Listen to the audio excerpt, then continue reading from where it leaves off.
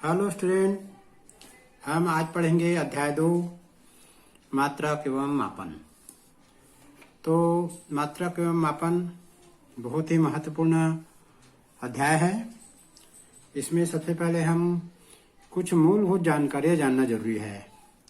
तो चलिए पढ़ते हैं मूलभूत जानकारी। इसके बिना हम भौतिक नहीं पढ़ सकते। तो सबसे पहले पढ़ेंगे हम भौतिक राशियां किसे कहते हैं।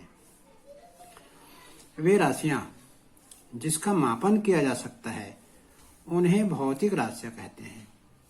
मापन तो सभी जानते हैं, मापने का काम किया जाता है जिसको हम नाप सकते हैं। वे राशियां जिसका मापन किया जा सकता है उन्हें भौतिक राशियां कहते हैं। भौतिक राशियां दो प्रकार की होती है, मूल राशियां और व्युत्पन्न राशियां। तो सबसे पहले हम पढ़ेंगे मूल राशियां। वे राशियां जिन्हें व्यक्त करने के लिए अन्य भौतिक राशियों की आवश्यकता नहीं होती उन्हें मूल राशियां कहते हैं। जैसे लंबाई, द्रव्यमान, समय। इन्हें नापने के लिए वे राशियां जिन्हें व्यक्त करने के लिए अन्य भौतिक राशियों की आवश्यकता नहीं होती उन्हें मूल राशियां कहते हैं। ये मूल राशि जो है संख्या में 7 है, बहुत ज्यादा नहीं है। इन्हें मापन करने के लिए अन्य राशियों की आवश्यकता नहीं होती। अब देखेंगे व्युत्पन्न राशियां। व्युत्पन्न राशियां वे राशियां जो मूल राशियों से व्युत्पन्न की जाती है उन्हें व्युत्पन्न राशियां कहते हैं। जैसे क्षेत्रफल, बल, आयतन। तो यहाँ थोड़ा समझना है कि ये इन्हें कैसे व्युत्पन्न किया जाता है व्युत्पन्न राशि। तो यहाँ एक उदाहरण ले लेते हैं। जैसे कि यहाँ बताया है बल। बल जो व्युत्पन्न राशि है, तो हम लोग देखेंगे ये कैसे उत्पन्न हुआ है मूल राशि से। बल बराबर होता है द्रव्यमान गुणित त्वरण, ये इसका सूत्र है।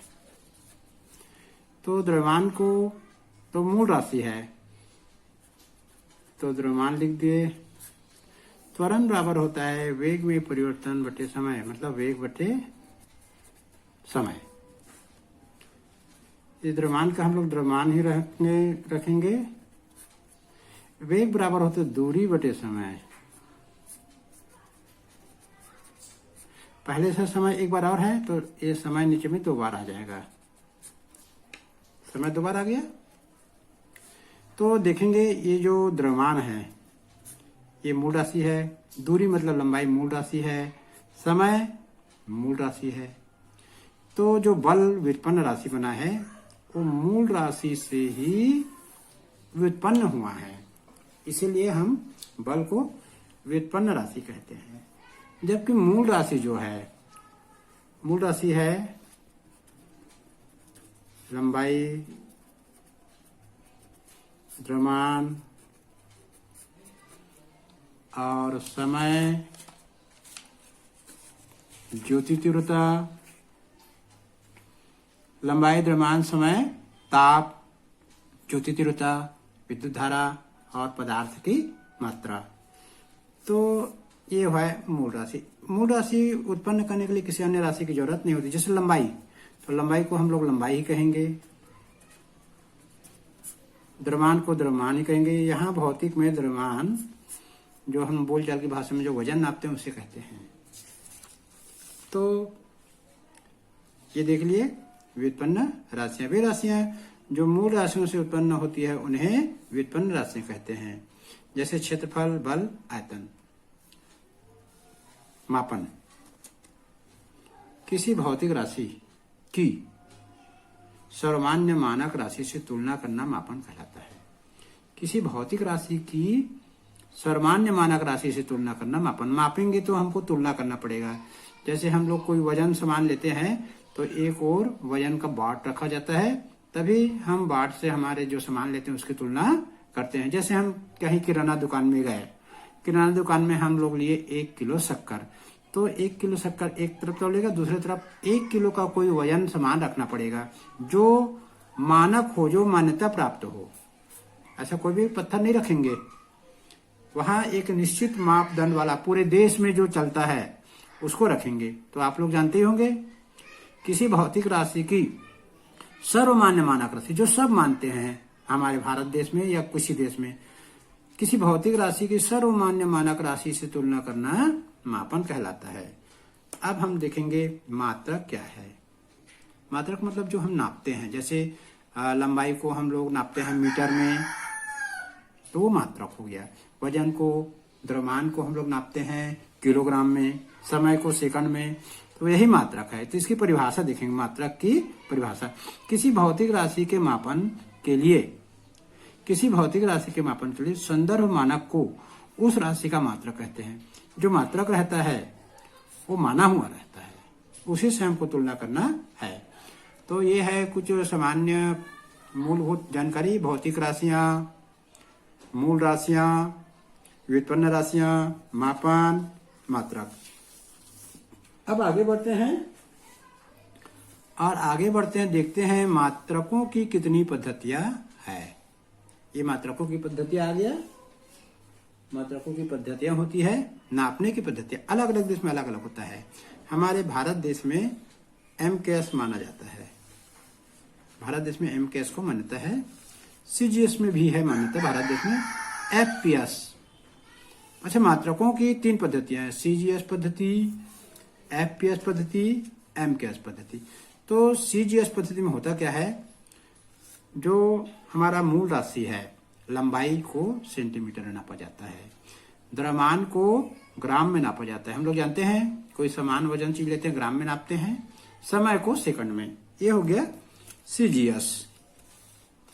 मात्रकों की पद्धति है CGS। लंबाई को सेंटीमीटर, द्रव्यमान को ग्राम में, समय को सेकंड में। FPS ये ब्रिटेन में चलता है। लंबाई को फुट में, आजकल हमारे भारत देश में भी लंबाई को फुट में नापने लगे हैं। द्रव्यमान को पाउंड में। पाउंड आप लोग नहीं जानते हैं, लेकिन 2 पाउंड का होता है 1 किलोग्राम, 900 ग्राम। पाउंड जो है किलोग्राम से छोटा राशि है। तो द्रव्यमान को ब्रिटेन में पाउंड में ही नापा जाता है। हम लोग भी भारत में देखते हैं जो गोला फेंक होता है, उसका गोला जो रहता है, लड़कियों के लिए 10 पाउंड का गोला फेंकवाते हैं और लड़कों को 14 पाउंड का गोला। तो द्रव्यमान को हम लोग किस में नापते हैं, पाउंड में। भारत में भी नापा जाता है, लेकिन बहुत कम देखने को मिलता है। समय को सेकंड में ही नापते हैं। MKS पद्धति, लंबाई को मीटर में, द्रव्यमान को किलोग्राम में, समय को सेकंड में। तो ये इसके नाम से भी पता चलता है। CGS centimetre, gram, second. FPS foot, pound, second. MKS metre, kilogram, second. नाम से भी पता लगता है। लंबाई, द्रव्यमान और समय, ये 3 मूल राशि बहुत महत्वपूर्ण है। लंबाई, द्रव्यमान, समय। SI पद्धति, यह जो है नापने की अंतर्राष्ट्रीय पद्धति है। SI पद्धति में 7 मूल मात्रक व 2 पूरक मूल मात्रक है। अब जो भौतिक में माना गया है मूल राशि, उसको यहाँ पर दर्शाया गया है, देख लेते हैं। मूल राशि है, सबसे महत्वपूर्ण मूल राशि है लंबाई। लंबाई को मीटर में नापा जाता है, इसका संकेत है M। द्रव्यमान को किलोग्राम में नापा जाता है, इसका संकेत है kg। समय को सेकंड में नापा जाता है, इसका जो है S संकेत है। ताप 3 बहुत महत्वपूर्ण है, लंबाई, द्रव्यमान, समय, इसको याद रखना है। ताप की मात्रा केल्विन है, कैसे दर्शाते हैं। विद्युत धारा की मात्रा एम्पियर है, इसको A से दर्शाते हैं। ज्योति तीव्रता का मात्रक कैंडेला है, इसको SD से दर्शाते हैं। पदार्थ की मात्रक मोल है, इसको मोल से दर्शाते हैं। 2 पूरक मूल मात्रक भी हैं। तो ये है समतल कोण, जिसको मूल मात्रक रेडियन है, इसको RAD से दर्शाते हैं। घन कोण स्टेरेडियन SR से दर्शाते हैं। तो ये तो हो गया मापन की पद्धतियां, मात्रकों की पद्धतियां और मूल राशि। अब और आगे बढ़ते हैं और हम अब पढ़ेंगे विमी सूत्र, जो कि बहुत महत्वपूर्ण है। विमी सूत्र, सबसे पहले परिभाषा पढ़ लेते हैं। वैसे परिभाषा का ज्यादा महत्व नहीं है, जब हम इसका सूत्र निकालेंगे वो ज्यादा महत्वपूर्ण है। किसी भौतिक राशि के व्युत्पन्न मात्रक का मूल मात्रक से संबंध प्रदर्शन करने वाले व्यंजक या सूत्र को उस भौतिक राशि का विमी सूत्र कहते हैं। उदाहरण, किसी भौतिक राशि के विमी सूत्र को m की घात a, l की घात b, t की घात c के रूप में लिखा जाता है। MLT। तो M जो है द्रव्यमान के लिए उपयोग में लाया जाता है, L लंबाई के लिए और T समय के लिए। मैं पहले भी बताया था कि जो लंबाई है, द्रव्यमान है और समय जो मूल राशि है वो बहुत ही महत्वपूर्ण है। तीनों को हमको अच्छे से याद रखना है। द्रव्यमान के लिए M, लंबाई के लिए L, समय के लिए T। अब कुछ भौतिक राशियों के विमीय सूत्र हम निकालेंगे यहाँ पर। तो सबसे पहले हम लोग लेंगे भौतिक राशि जो है क्षेत्रफल।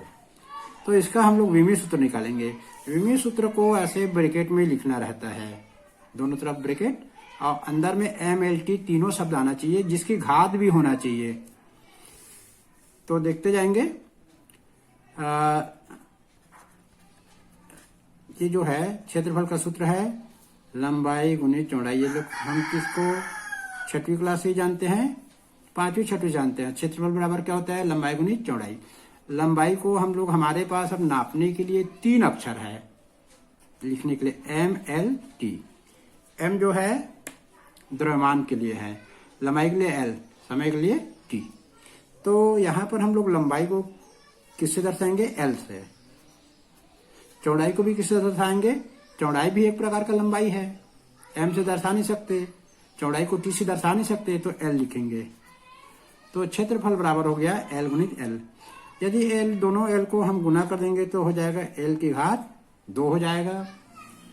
अब यहां पर हमने माना है कि तीनों शब्द आना चाहिए, M L T। तो M यहां नहीं है तो M की घात को 0 लिख देंगे, T भी यहां पर नहीं है तो T की घात को 0 लिख देंगे। और चूंकि यहां पर L की घात 2 है तो L को यहां पर 2 लिखेंगे। ये आ गया क्षेत्रफल का विमीय सूत्र आ गया। इसी प्रकार से आगे हम देखते हैं आयतन।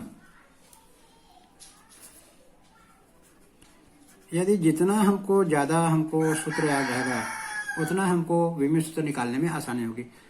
आयतन का क्या होता है, लंबाई गुणित चौड़ाई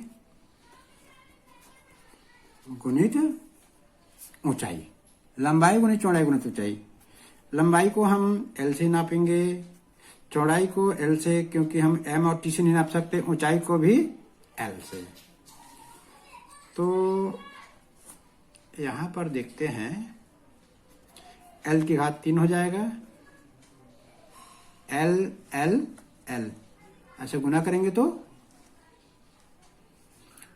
यहां पर अब M भी लिखना हमको जरूरी है, L भी लिखना जरूरी है, T भी लिखना जरूरी है। तो M भी 0 आएगा, T भी 0 आएगा, L का आ गया 3। ये हो गया आयतन का विमीय सूत्र हो गया। अब हम लोग यहाँ घनत्व का भी निकालेंगे। आगे हम 15-20 विमीय सूत्र निकालेंगे। तीसरा घनत्व। जितना हमको सूत्र मालूम रहेगा भौतिक राशि का उतना हमको आसानी होगा। घनत्व का क्या सूत्र है, घनत्व का सूत्र है द्रव्यमान बटे आयतन। द्रव्यमान का होता है M। आयतन का भी निकाल के देखिए, आयतन के ये वाला रखेंगे, L की घात 3 को डायरेक्ट रखेंगे तो ये आ गया। इसको हल करेंगे, M L की घात ऋण 3 आ जाएगा, तो इसको लिखेंगे M आ गया, L ऋण 3 आ गया। M एक बार है तो कुछ नहीं लिखेंगे M की घात को, और T कुछ नहीं आया तो T की घात को 0 लिख देना है। यहां पर ध्यान देना है M की घात 1 है, 1 को नहीं लिखते। यदि M एक बार है तो हम लोग M ही लिखेंगे, तो इसको घेरा लगाना जरूरी है। तो घनत्व का विमीय सूत्र आ गया M L-3 T का 0। अब आगे और कुछ भौतिक राशि का देखेंगे। यहां पर वेग का चौथा नंबर का हम देखेंगे वेग। वेग बराबर क्या होता है, वेग का सूत्र मालूम होगा तो बन जाएगा आसानी से, दूरी बटे समय। वेग बराबर दूरी बटे समय। तो दूरी का l, समय को t, भाग देंगे तो इसका जो भाग होगा इस प्रकार से लिख सकते हैं इसको, l t की घात 1 है, ऊपर जाएगा t-1 रखना पड़ेगा। यहाँ पर t की घात 1 है, t की घात कुछ नहीं है तो 1 है, t को ऊपर ले जाएंगे तो lt-1 हो जाएगा। अब क्योंकि यहाँ पर m नहीं है तो हम लोग यहाँ पर लिखेंगे m की घात 0, l की घात 1 है, l की घात कुछ नहीं लिखेंगे, अब t की घात ऋण 1, तो ये आ गया m0 lt-1, वेग का विमीय सूत्र आ गया। आगे बढ़ते हैं 5वां नंबर, त्वरण। त्वरण बराबर होता है दूरी में, त्वरण बराबर होता है वेग में परिवर्तन बटे समय। वेग में परिवर्तन बटे, वेग में परिवर्तन का मतलब वेग ही होता है, तो वेग का रख देंगे विमीय सूत्र यहाँ पर lt-1, यहीं से रखेंगे, ये वाला रखेंगे वेग के लिए। समय का रख देंगे नीचे में t। इसको हमको हल करना है अब, तो ये l हो गया, t-1 हो गया ऊपर का, ये नीचे वाला t भी ऊपर जाएगा तो -1 हो जाएगा। तो यहाँ t-1 दो बार है, जोड़ेंगे इसको, आधार समान है तो घात जुड़ेगी lt-2। अब यहाँ पर m नहीं लगा है, हमको विमीय सूत्र लिखने के लिए तीनों का अक्षर जरूरी है, m l t, m कुछ नहीं है तो यहाँ पर m की घात 0, l t की घात ऋण 2, तो तुरंत आ गया m0 lt-2। और आगे बढ़ते जाएंगे, जितना हमको याद हो जाएगा उतना हमको सहूलियत है। संवेग, संवेग बराबर होता है द्रव्यमान गुणित वेग।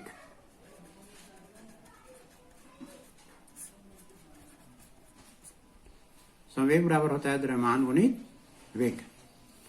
तो द्रव्यमान के लिए हम लोग जानते हैं m का उपयोग करते हैं, वेग का हम लोग जानते हैं lt-1, अभी निकाल चुके हैं ऊपर में, तो इसको डायरेक्ट रखेंगे वेग का, यहाँ पर हम चूंकि निकाल चुके हैं इसलिए lt-1, तो इसको तीनों को जोड़ देंगे, m की घात 1 है, l की घात 1 है, t की घात ऋण 1, ये संवेग का आ गया। अब और कुछ देखते हैं निकाल के, बल का देखें 7वां नंबर। बल बराबर होता है द्रव्यमान गुणित त्वरण।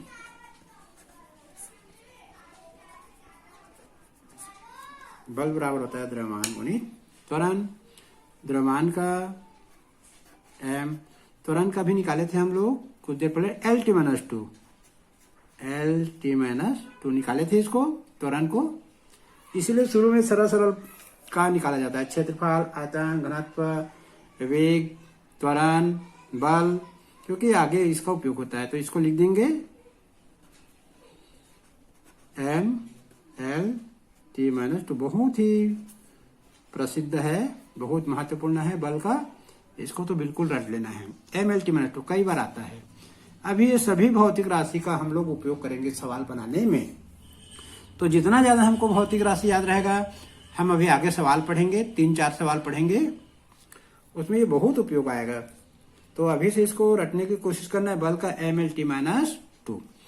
और इसके बाद हम लोग पढ़ेंगे आवेग। आवेग नया नया सब शब्द मिलेगा, है ना, अभी नया नया थोड़े दिन में याद हो जाएगा। आवेग बराबर बल गुणित समय। आवेग बराबर होता है बल गुणित समय। अभी हम लोग कुछ देर पहले बल का निकाले थे, तो डायरेक्ट रख देंगे बल का m l t-2, और समय का फिर एक बार t रख देंगे। अब ये t की घात ऋण 2 है, t की घात धन 1 है, तो ये दोनों को धन 1 और ऋण 2 दोनों को गुना करेंगे तो क्या होगा, m l t-1 हो जाएगा। घाते जो है जुड़ेगी तो ये आवेग का हो गया। हम लोग 15-20 तो निकालेंगे यहाँ, अभी 8 ही हुआ है।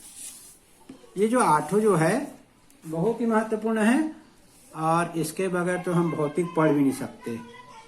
तो अब निकालेंगे कार्य।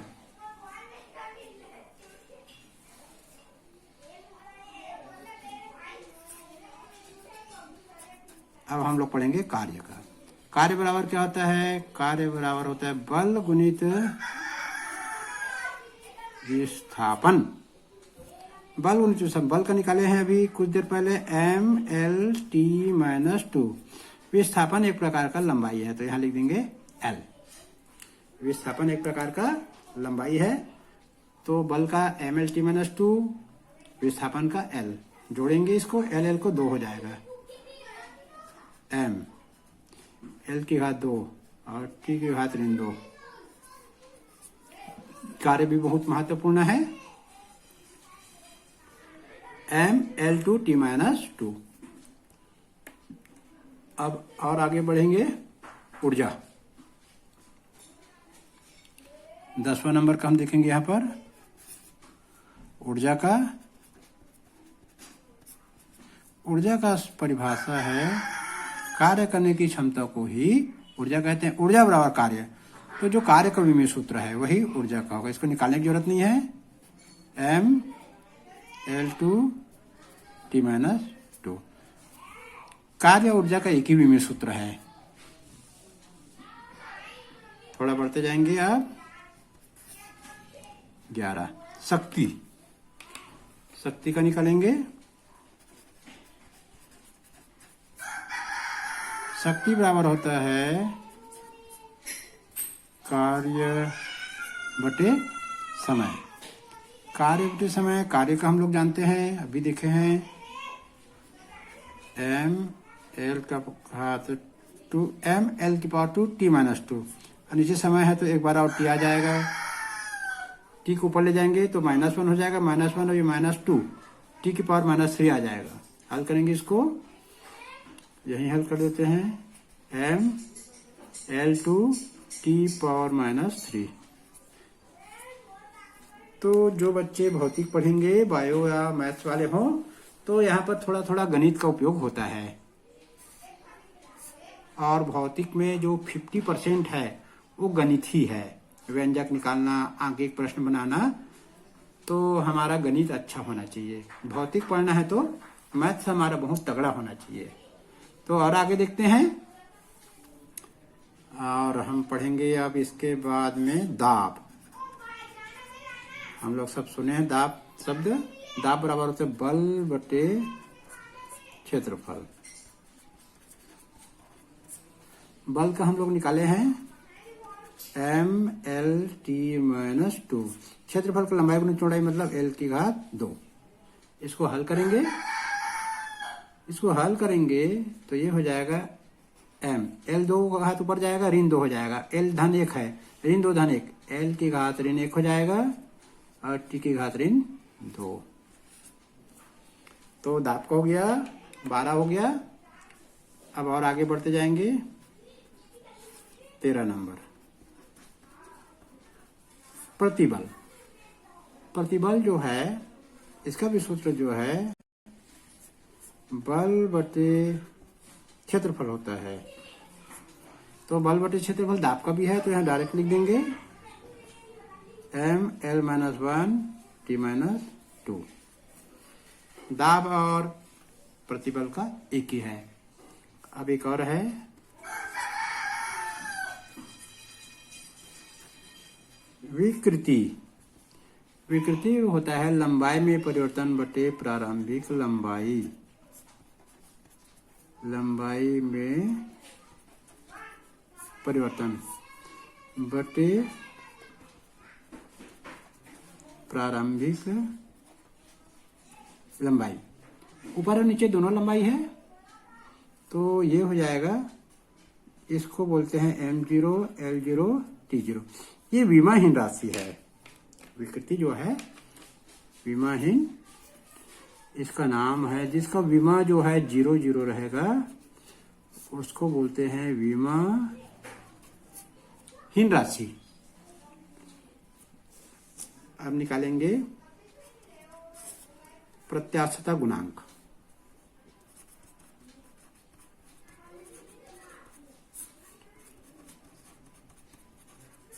प्रत्यास्थता गुणांक बराबर प्रतिबल बटे विकृति। प्रतिबल बटे यंग प्रत्याशा गुणांक को भी याद कर लेना है, गणितीय सवाल में ये पूछा जाता है। तो प्रतिबल का हम लोग डायरेक्ट लिखेंगे m l-1 और t-2 अभी कुछ देर पहले निकाले थे। विकृति का भी निकाले थे m0 l0 t0। तो m0 t0 l0 का कोई मतलब नहीं होता, जो ऊपर में जो राशि है वही उसका विमीय सूत्र हो जाएगा m l-1 t⁻²। प्रत्याशा गुणांक सवाल में पूछा जाता है आंकिक प्रश्न में, इसको बिल्कुल याद कर लेंगे। अब बस 2-4 और पढ़ेंगे। वैसे प्रत्याशा गुणांक तक काफी है, अब आप लोगों को याद करना है जो भी, तो बार बार पढ़ेंगे। शुरू है, ये पहला ही दूसरा अध्याय है तो थोड़ा परेशानी होगी, और हम बार बार पढ़ेंगे तो आसान लगेगा।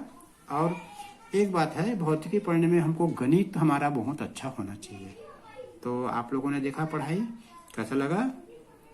यदि अच्छा लगा तो कमेंट बॉक्स में कमेंट्स करना, और पढ़ाई बहुत अच्छा लगा हो तो आप मेरे चैनल को सब्सक्राइब कर देना, ताकि मैं जो भी वीडियो 11वीं फिजिक्स का अपलोड करूं आपके मोबाइल पे यूट्यूब पे अच्छे से आपको दिख जाएगा, अपने आप दिख जाएगा, आपको नोटिफिकेशन में आ जाएगा, सब्सक्रिप्शन बॉक्स में लाल बिंदी आएगा, जिससे आप लोग समझ जाना कि हमारा जो है कोई ना कोई वीडियो हमारे यूट्यूब में आ गया है। तो आप मेरा वीडियो देख सकते हैं। धन्यवाद, जय हिंद। फिर हम कल एक नया टॉपिक लेके आएंगे, विमीय समीकरण के अनुप्रयोग। अब हम जो विमीय सूत्र पढ़े हैं उनका हम उपयोग करेंगे, और वो परीक्षा में आता है।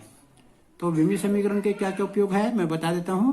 पहला उपयोग है भौतिक समीकरणों की शुद्धता की जांच करना। दूसरा, विभिन्न भौतिक राशियों के मध्य संबंध स्थापित करना। तीसरा, एक पद्धति के मात्रकों को दूसरी पद्धति के मात्रकों में बदलना। चौथा है भौतिक राशियों के मात्रक ज्ञात करना। अभी आंकिक प्रश्न पढ़ेंगे इस पाठ में, तो ये सब विमीय सूत्र को रट के रखना, ताकि हम अगले जब चैप्टर पढ़ाएं तो आप लोगों को कुछ याद आए। धन्यवाद।